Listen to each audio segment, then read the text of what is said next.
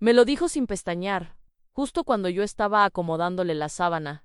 Si llega mi nuera, decí que estoy muerto. Pensé que deliraba. Tenía los ojos abiertos, el monitor marcaba un ritmo tranquilo, y sin embargo su voz sonó como una orden que ya venía de otro mundo. No era broma, no era súplica, era un mandato. Y lo peor fue que no sentí miedo, sentí curiosidad. Le pregunté por qué, aunque supe que no iba a contestar. Porque sí, me dijo, hay gente que necesita creer que uno se fue para poder quedarse en... Lo dijo. Después cerró los ojos y giró la cabeza hacia la ventana, como si ya estuviera practicando la muerte. Yo me quedé parada, con la bandeja en la mano, sin saber si anotar la presión o la mentira, a don Julián Cordero. 66 años, año infarto leve, conciencia plena, orgullo intacto. Me habían advertido que era un paciente difícil, de esos que tratan a las enfermeras como sirvientas con uniforme.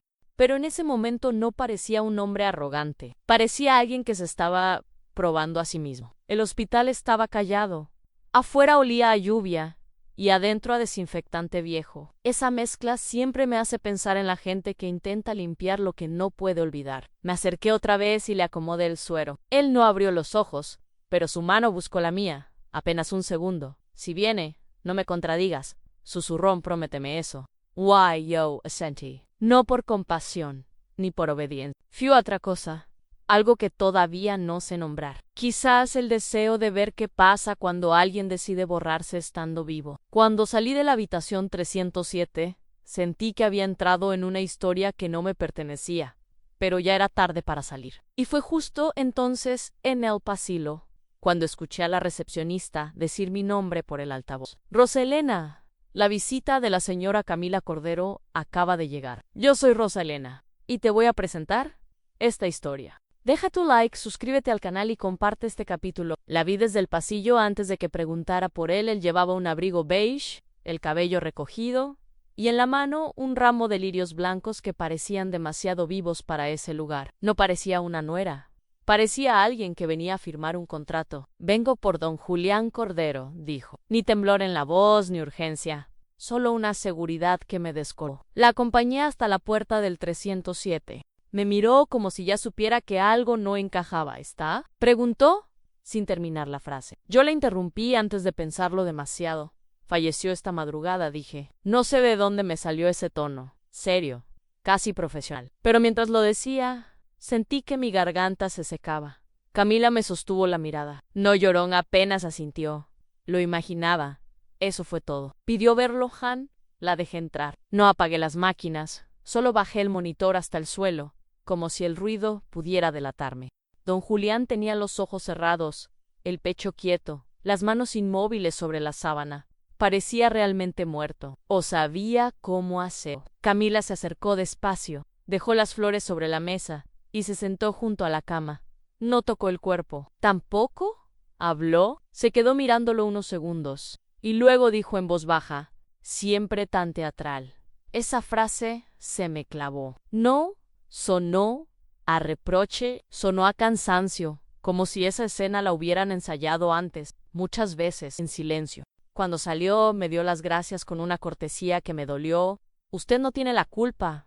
No entendí a qué se refería, pero el modo en que lo dijo me hizo sentir culpable de verdad. Esperé a que se alejara por el pasillo y volví a la habitación. Don Julián abrió los ojos justo cuando la puerta se cerró. ¿Vino?, preguntó. ¿Sí? ¿Y qué dijo? Nada, él sonrió apenas. Entonces, funcionó. Y fue en ese momento, viéndolo tan tranquilo en su farsa, que entendí que aquello no era un capricho.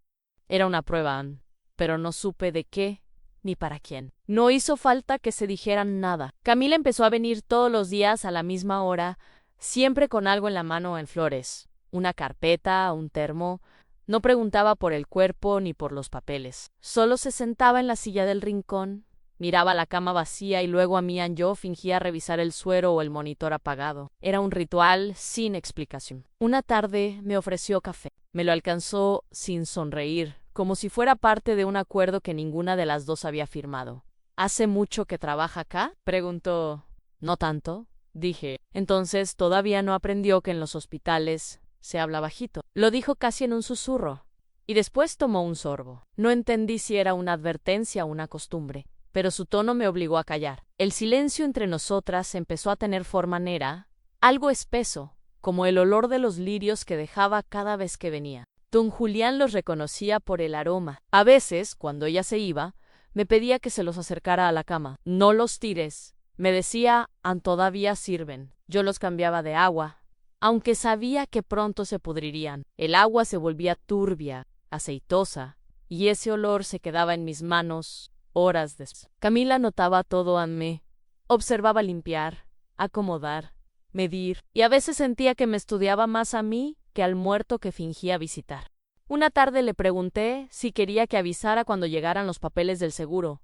No hace falta, respondió. Los muertos no cobran, y se fue. El eco de sus pasos se mezcló con el zumbido del oxígeno. Don Julián respiraba suave, casi satisfecho. Esa noche me senté junto a la puerta, sin luz, escuchando el aire entrar y salir del tubo, y me descubrí haciendo lo mismo que ellos al fingir que nada estaba pasando, aunque todo ya había empezado. Las noches en el hospital tienen un sonido distinto. No ease. Silencio es una respiración larga, cansada, que se mete por los pasillos, los monitores parpadean como ojos que no duermen, y el olor del desinfectante se vuelve más fuerte, como si tapara algo. El 307 quedaba al final del pasillo, justo antes de la puerta de emergencia. Nadie pasaba por ahí si no era necesario. Me gustaba ese rincón, aunque a veces sentía que el aire se espesaba demasiado. Don Julián dormía poco. Cada tanto abría los ojos y me pedía cosas sin sentido,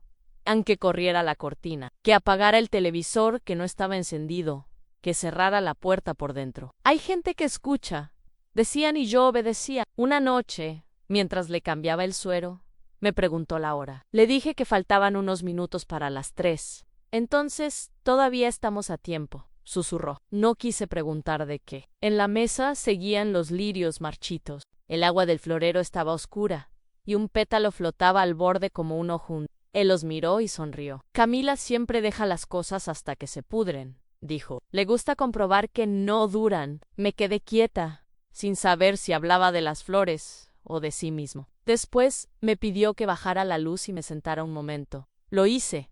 ¿Por qué le dijo que estaba muerto?, pregunté. ¿Porque quería ver si respiraba? Me miró. Algunos solo respiran cuando uno desaparece. No supe qué responder. En el pasillo, el reloj marcó las 3 y un portazo lejano me hizo saltar. Él cerró los ojos y agregó: No apagues la máquina. Me gusta oír que sigo vivo. Miquerali, mirando el monitor encender y apagarse como si midiera mi propia culpa. Y entendí que en ese cuarto todos fingíamos algo en él, su muerte. Yo, mi neutralidad. Camila llegó sin avisar, más temprano que de costumbre. Tenía la misma calma de siempre, pero el ramo que traía no era de lirios, eran claveles blancos, apretados, con olor a jabón. Me pidió dejarla sola unos minutos con el difunto. Asentí y salí al pasillo, pero me quedé cerca, lo bastante para oír el roce de los papeles. Cuando volvió a salir, tenía los ojos secos y la voz más baja. Esto es para él, me dijo, y me entregó un sobre cerrado con su letra pequeña y precisa. ¿Quiere que se lo deje? Pregun, Cian, pero no lo abra. Lo dijo sin mirarme. Guardé el sobre en el cajón del escritorio y esperé a que se fuera. Don Julián estaba despierto. ¿Qué fue eso?, preguntó. Nada. Mentía aún sobre... Me pidió que se lo diera. No lo hice. Le dije que lo leería después, cuando pudiera. Entonces, qué malo, dijo, girando el rostro hacia la pared. Porche. Porque lo que ella escribe siempre termina siendo prueba de algo. No, insistió. Cerró los ojos y su respiración se volvió pesada. Yo me quedé mirando el cajón. El sobre seguía ahí, blanco, nuevo, con mi huella marcada en una esquina. Esa noche no pude dejar de pensar en lo que conté. No era curiosidad, era otra cosa. La sensación de que ese papel tenía el poder de volver todo real a la muerte fingida. La rabia, el silencio entre ellos. Cuando los pasillos se vaciaron, abrí el cajón y lo toqué en solo eso. No lo abrí. El papel estaba tibio, como si aún respirara.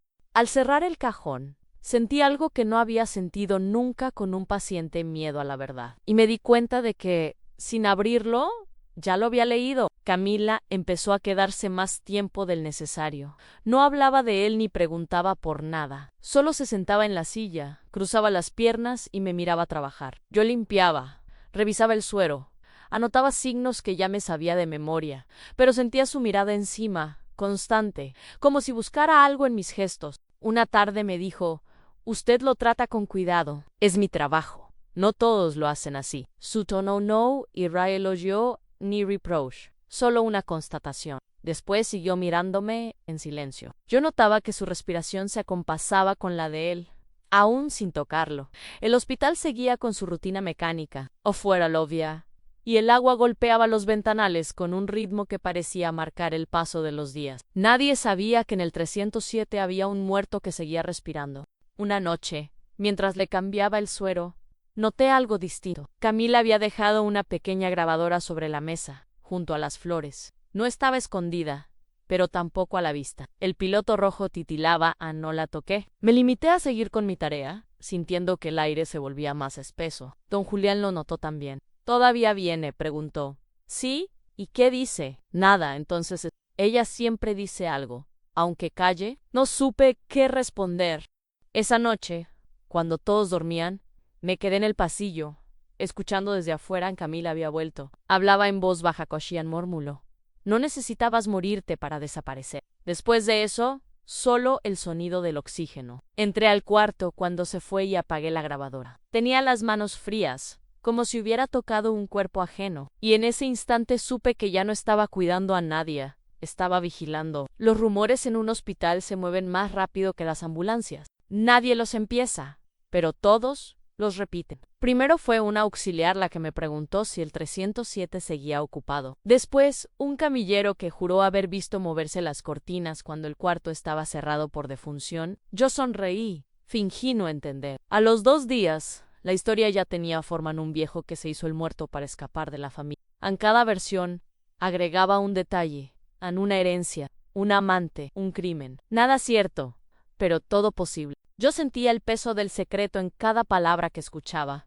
El 307 se volvió un espacio prohibido. Nadie entraba sin mirarme primero, como si yo también fuera parte del lío. Una tarde, mientras repasaba las notas, el médico de turno me dijo: «Ese paciente no figura en el sistema». Rosa, le contesté que era un error de archivo. «Entonces arréglalo», me dijo, y se fue sin mirarme. Cuando volví al cuarto, Julián estaba sentado en la cama, pálido pero despierto. «¿Ya hablan de mí?». «Prigota». «¿Sí?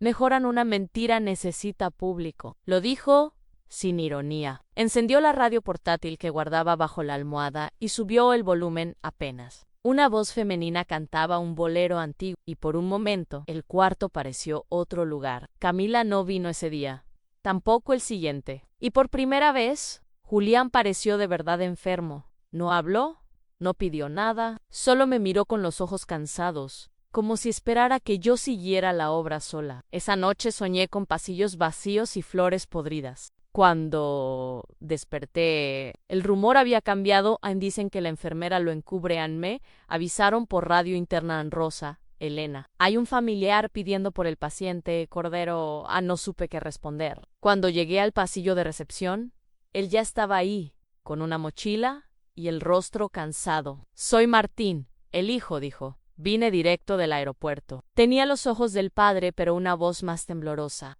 Preguntó si podía verlo. Le dije que sí, aunque cada palabra me salía con esfuerzo. Mientras lo acompañaba hasta el 307, sentí el sonido del monitor golpeándome en el pecho como un tambor. Entró sin esperar permiso. El cuerpo fingido de su padre seguía igual, inmóvil, respirando despacio. Martín se acercó, le tocó la mano y cerró los ojos. «¿Te fuiste sin avisar?», susurró. Esa frase, dicha frente a un hombre vivo, me dolió más que cualquier mentira. Yo me quedé cerca de la puerta, con las manos cruzadas. Él hablaba como si realmente lo velara.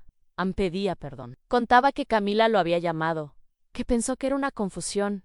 Don Julián no se movió ni un gesto, solo el leve temblor en los párpados lo traicionaba. Cuando Martín salió, me pidió un vaso de agua. Me miró fijo y dijo: «Camila no quiso venir conmigo. Dijo que él ya había hecho su elección».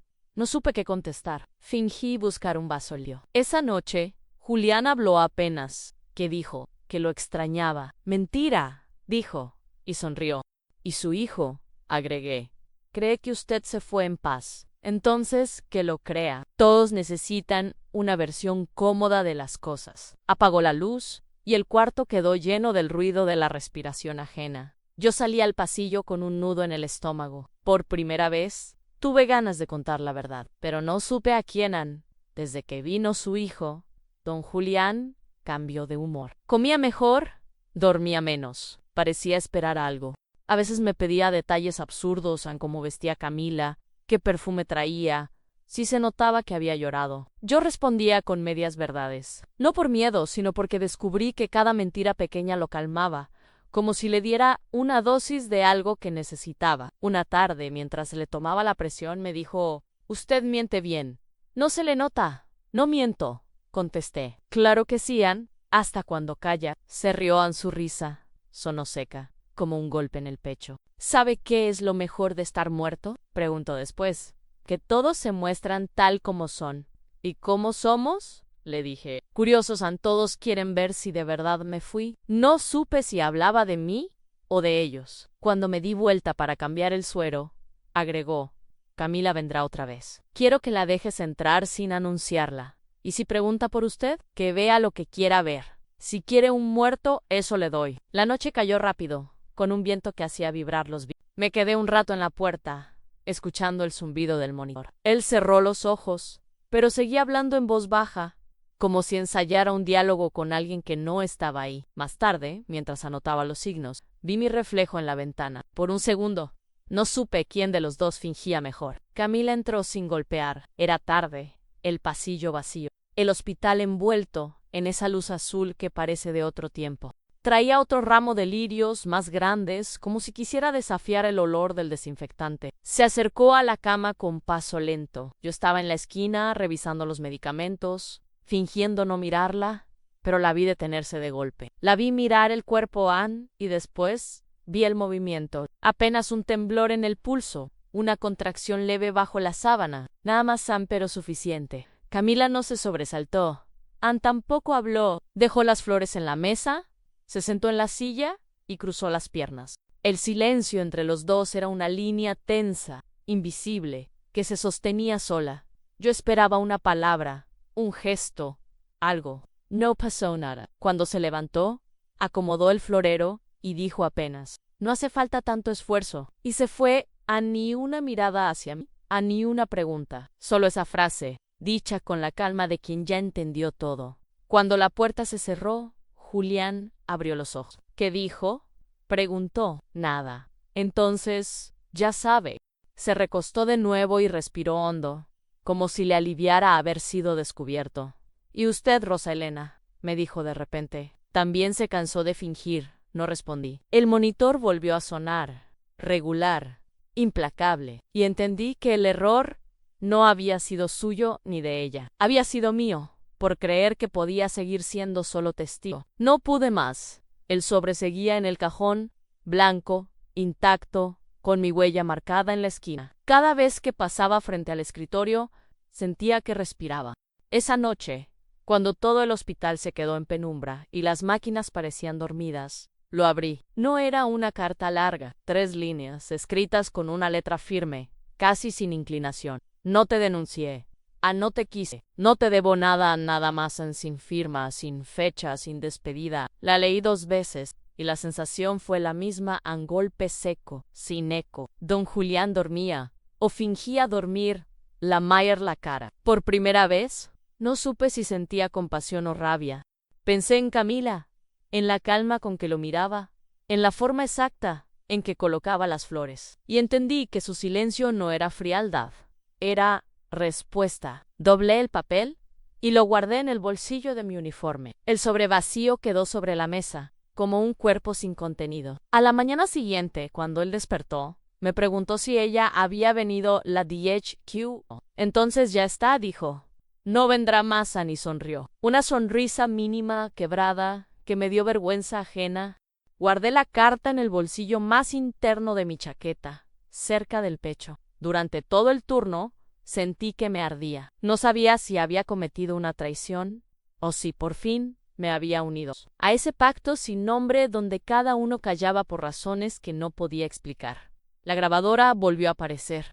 No supe cuándo. Una mañana estaba Isabra a la mesa, entre el florero y los papeles del suero. El piloto rojo parpadeaba, diminuto, constante. La tomé con cuidado. Rebobiné hasta el inicio y la encendí. Al principio, solo el zumbido del oxígeno. Luego, una voz en Camila hablaba en voz baja, como si estuviera rezando.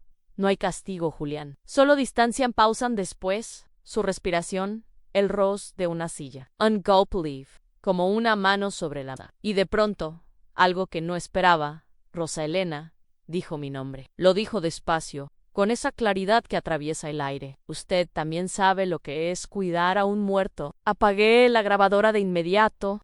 El corazón me golpeaba en el pecho. No entendía cómo sabía de mí o desde cuándo. Myra Julian tenía los ojos abiertos, clavados en el techo. ¿Qué escuchó? Preguntó. Nada. Miente peor cuando se asusta. Dijo no, insistió. Se volvió hacia la ventana y siguió respirando con esfuerzo. Yo guardé la grabadora en el cajón, sobre el sobrevacío. 2 pruebas del mismo silencio. Esa noche, mientras anotaba los signos, el ruido del oxígeno se me metió en la cabeza. No podía dejar de oírlo, como un eco que repetía mi nombre. Y entendí que Camila no había dejado la grabadora para ella. La había dejado para mí, Anne.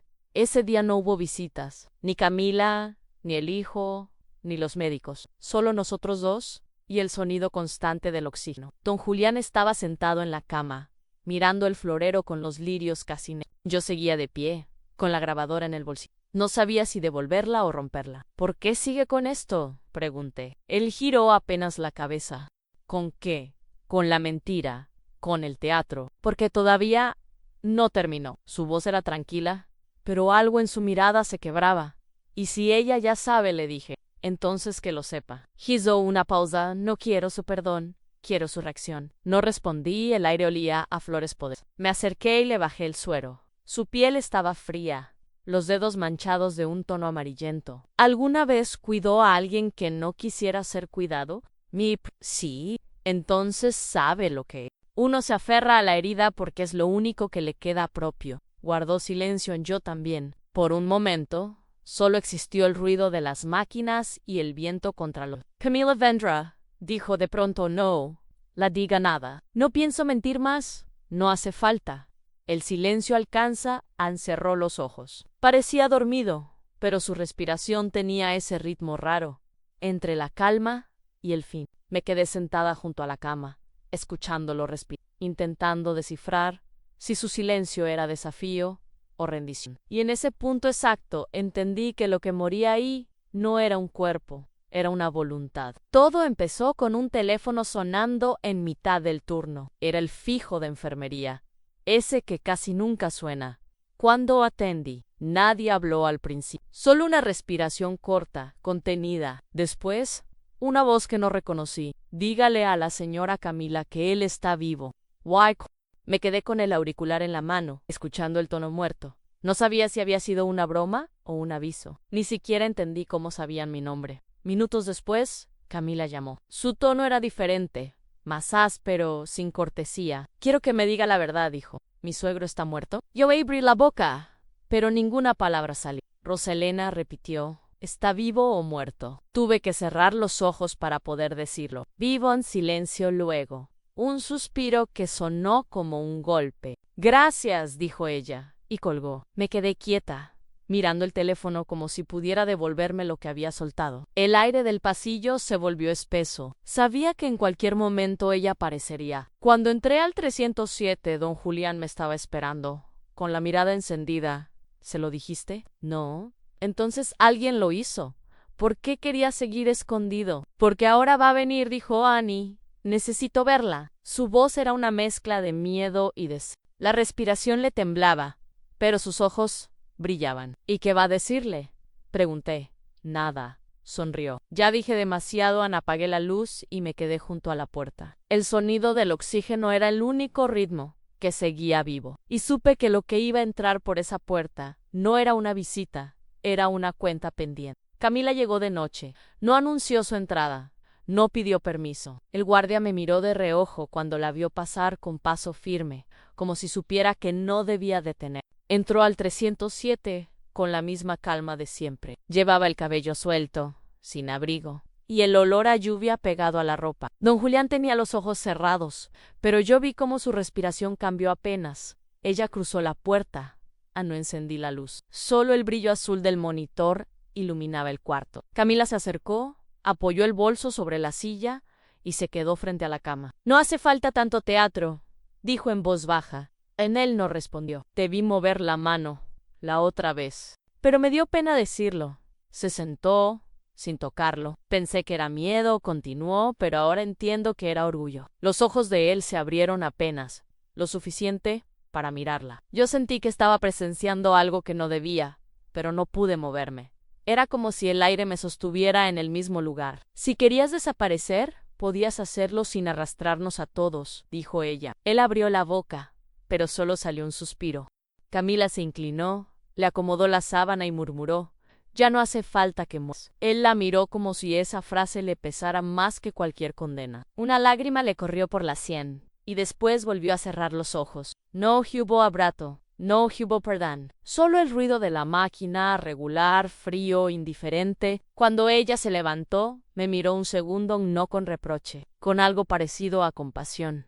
Cuídelo, aunque no quiera, dijo, y salió. La puerta se cerró despacio. Don Julián respiró hondo, como si esa visita le hubiera vaciado el cuerpo. Ahora sí, susurró: ya puedo morir. Y por primera vez le creí. El turno de la madrugada siempre tiene ese aire suspendido, como si el hospital flotara. Esa noche, o esa mañana, ya no sé, el 307 estaba en silencio. No había olor a flores, solo el sonido tenue del oxígeno. Igual que un corazón artificial, don Julián no durmió. Cada tanto abría los ojos y me buscaba con la mirada, pero no decía nada. Parecía cansado de sus propias palabras. Yo me quedé sentada junto a la ventana, con el uniforme arrugado y la carta de Camila todavía en el bolsillo. No podía dejar de pensar en esa frase: no te denuncié, no te quise. Pensé que tal vez, después de todo, él solo había querido una prueba de que alguna vez le importó. Cuando el cielo empezó a aclarar, lo escuché suspirar. Un sonido largo, profundo, como un alivio. Tenía los ojos abiertos, fijos en la luz que entraba por la rendija de la cortina, la boca entreabierta, la piel húmeda. ¿Le toqué la muñeca a nada? El monitor seguía encendido, pero el ritmo era plano, un zumbido continuo. No sentí tristeza. Sentí quietud, como si todo lo que habíamos fingido hasta ese momento hubiera encontrado su forma verdadera. Le acomodé la sábana, apagué la máquina y abrí un poco la ventana. Entró aire fresco, olor a lluvia y a tierra. Me quedé un rato ahí, sin moverme. En el pasillo, alguien encendió las luces. El hospital volvió a su ruido habitual, pero el 307 se quedó distinto, vacío de una manera nueva. Pensé en Camila. En sí habría sentido algo, en algún punto de la ciudad, a esa misma hora. Y por primera vez, no quise avisarle no aún. El hospital olía a desinfectante y a flores viejas. Había pasado menos de un día desde que se lo llevaron, y ya habían limpiado todo en las sábanas, piso, incluso el aire. Solo yo quedé ahí, con la carta en el bolsillo, y una nota doblada que encontré bajo la almohada. Era otro sobre, con la misma letra de don Julián. Pequeño, sellado con cinta médica. Decía solo para Camila. No lo abrí. Tampoco lo entregué de inmediato. Lo guardé en el bolsillo interno de mi chaqueta y seguí con el turno, como si fuera un medicamento que debía administrar en el momento exacto. Camila llegó por la tarde sin flores, sin maquillaje. Su mirada tenía algo que no había tenido antes al descanso. Cuando fue, preguntó. Al amanecer, le dije. Asintió, sin bajar la vista. Esperé unos segundos, y entonces saqué el sobre. ¿Dejó esto? Lo tomó sin decir nada. Rasgó el borde con un movimiento rápido. Dentro había un recibo de transferencia bancaria, una cifra alta, y una nota breve escrita contra su, tembloroso todo lo que te debía, aunque no lo pidiera. Camila lo leyó una vez y dobló el papel. ¿Usted lo sabía?, me preguntó. No. Mejor. Guardó el sobre en el bolso. Así queda limpio. Me dio las gracias y empezó a caminar hacia la puerta. Antes de salir, se detuvo. ¿Él sufrió? No, mentí. Entonces está bien. La puerta se cerró. El pasillo volvió a quedar vacío, pero el olor de su perfume se mezcló con el del desinfectante, y por un momento, el hospital pareció más humano. Mayer el reloj. El turno aún no terminaba, pero sentí que ya no trabajaba allí, que algo de mí se había ido con ellos. El entierro fue al día siguiente, en un cementerio pequeño a las afueras de la ciudad. Fui porque nadie me lo pidió, porque no podía quedarme en el hospital viendo cómo alguien limpiaba el 307 como si ahí no hubiera pasado nada. El cielo estaba gris, y el viento movía los árboles con un ruido áspero. Había poca gente en 3 médicos, un par de familiares lejanos y Camila. Ella vestía de negro, sin flores en las manos. Las flores las había dejado en el hospital, en el florero que ya olía a óxido. El ataúd bajó despacio. Yo lo miraba sin entender si realmente ahí adentro estaba el hombre que fingió su muerte o la mentira que lo sostuvo. Camila no lloró. Solo esperó a que la tierra cubriera la madera, y después se agachó para dejar un papel sobre la lápida. No pude leerlo, pero reconocí el sobre en el mismo que él había dejado. Cuando todo terminó, ella se me acercó. «Gracias por no decir nada», dijo. «No sé de qué habla, si sabe». Su voz no tenía reproche ni ternura, solo una calma nueva, como si por fin pudiera respirar. La vi alejarse entre las lápidas. El viento le levantó un mechón de pelo, y por un instante tuve la sensación de que se llevaba el olor del hospital con ella. Me quedé un rato más hasta que todos se fueron. El suelo estaba húmedo, y los lirios que alguien había dejado se doblaban hacia la tierra. Pensé que tal vez ese era el único lugar donde podían durar sin pudrirse. Volví caminando despacio.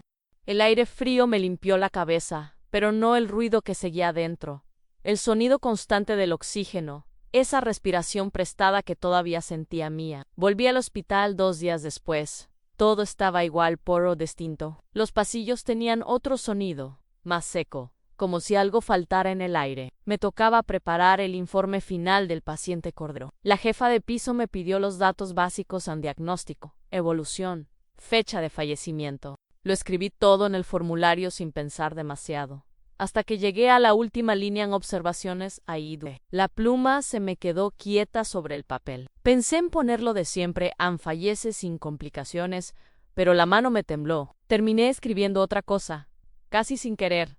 El paciente murió 2 veces. No touch la phrase. La dejé ahí, limpia, sin explicaciones. La jefa revisó el informe más tarde. No comentó nada. Solo lo firmó y lo guardó en la carpeta. Cuando volví al 307, ya había otro paciente. Una mujer joven, con los ojos cerrados, y una familia demasiado ruidosa. El florero seguía en la mesa, con agua nueva y claveles frescos. Nadie sabía de quién había sido. Cerré la puerta y me quedé un rato respirando ese aire reciclado, intentando encontrar algún rastro de él. Nada, ni olor ni sombra. Solo el mismo murmullo de las máquinas, el mismo ritmo. Guardé el bolígrafo en el bolsillo y salí al pasillo. Por primera vez me sentí parte del lugar, como si el hospital me hubiera adoptado. Y sin embargo, supe que algo de mí había quedado atrapado en ese formulario, entre las 2 muertes. La vi una tarde, semanas después. Estaba en la puerta del hospital, con un ramo de lirios frescos. No preguntó por nadie, no saludó a nadie. Solo subió al 3er piso, como si conociera el camino. Yo la seguí con la mirada desde el pasillo. Se detuvo frente al 307.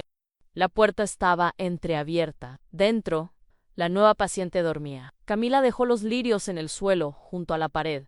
Sin mirar hacia adentro me acerqué despacio. Ella me vio y sonrió apenas. No vine por él, dijo. Vine por el lugar. Asentai. No había nada que agregar. Nos quedamos unos segundos en silencio, respirando el mismo olor a flores y desinfectante. Después se dio vuelta y se fue, sin apuro, con la calma de quien ya no debe nada. Esperé a que el ascensor se cerrara y levanté los lirios. Los puse en el florero del 307, el mismo de siempre. El agua estaba limpia y por primera vez no olía a podrido. La paciente se movió un poco medio dormida. «Son para mí», murmuró. «¿Sí?», le dije. «¿Para usted?».